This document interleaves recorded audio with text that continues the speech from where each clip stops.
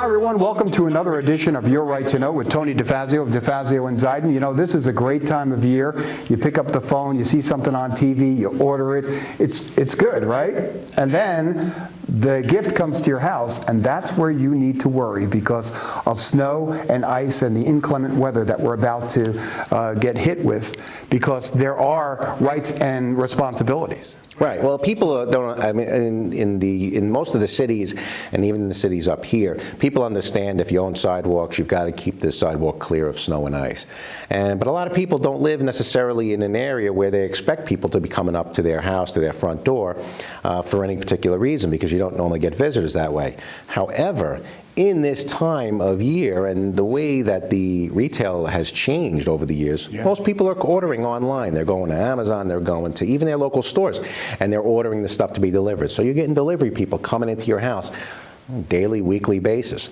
And you've got to understand that there are rights and responsibilities that they have and that you have regarding the area where they're going to be walking. Snow and ice generally, the requirements are that once a storm ends, you are obligated at the end of that storm to clear your area where you would expect people to walk from snow and ice within between 4 to 12 hours, depending on what time it stops. They call it a reasonable amount of time, but those are the hours that the courts have determined is necessary for you to go out and clear that snow. Clear the snow, put salt down, make sure that it's a clear and safe environment. Mm-hmm. And the reason that becomes more important nowadays is because of delivery men. You've got people coming to your house on a regular basis for things that you order, for other gifts that other people order for you. For people like oil delivery people or a cable guy or anybody who comes in. Right. They're going to be walking up that path that's almost never used, to your front door, which almost is never used because everybody goes in the garage the way the houses are set up. And people don't think about it. But you know what? There's always an opportunity for somebody to come in. And if they're walking on your ground and it's in the path and it's not been cleared and it's not free of snow and ice, you could be liable. Mm-hmm. And so you have to be aware of that. And I understand that there are people who maybe are elderly and they can't clear the snow and they don't know what they're supposed to do, but you have an obligation to do that. Now, if you have a sidewalk and if you live on a street and then you have a storefront or something like that, most towns and villages where you have sidewalks, they have statutes that require the owners of the property to clear the snow and ice in a certain amount of time. Now, if you live in the city or if you live in a village and you're a tenant, you have to decide, look at your lease, whether your lease says, am I responsible for the removal of the snow and ice, or is my landlord responsible? And this also can come into effect when you have private roads, where you have multiple people coming into a common driveway. Yeah. Who's responsible for it? These things have to be laid out.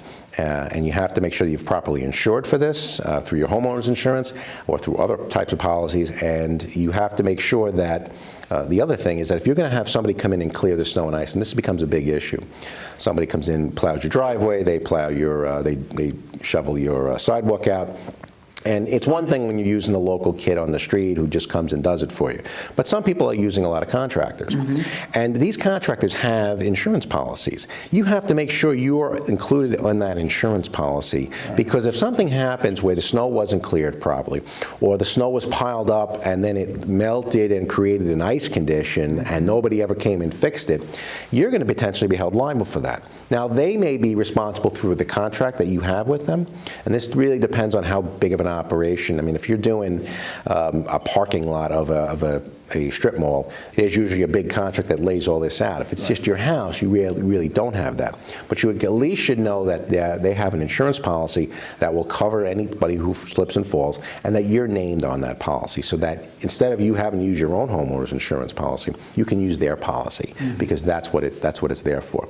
And that also helps you make sure that they're going to do it right, because they know that if they just go in and plow or don't plow within a reasonable amount of time, it doesn't just affect you, but it affects these other people who come out to your property. You brought up a good point. Let's say the neighborhood kid comes and he says, hey, I'll shovel your driveway for $10. And he's shoveling and he hurts his back.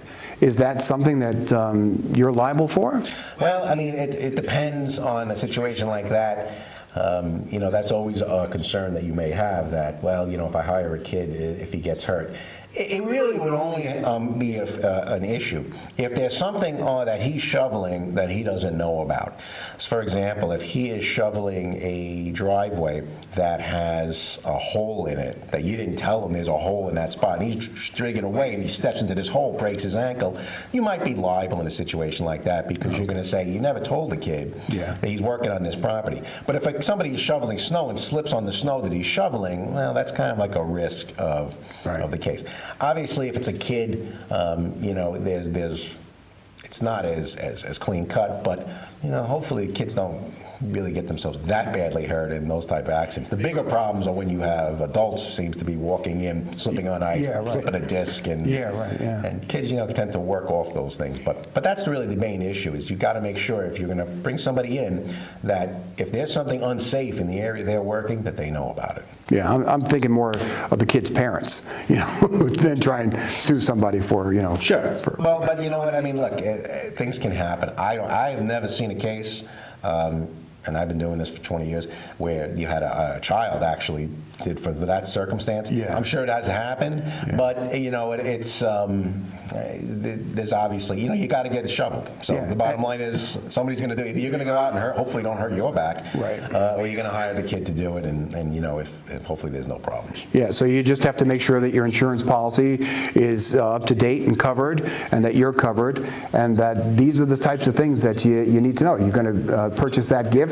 Someone's going to come to your door, so you got to make sure that everything is clear and clean so that you prevent any problems. Exactly. Good information, especially now at this time. Very timely information. Thanks, Tony. That's Tony DeFazio of DeFazio and Zeidman, and this is Your Right to Know. We'll see you next time.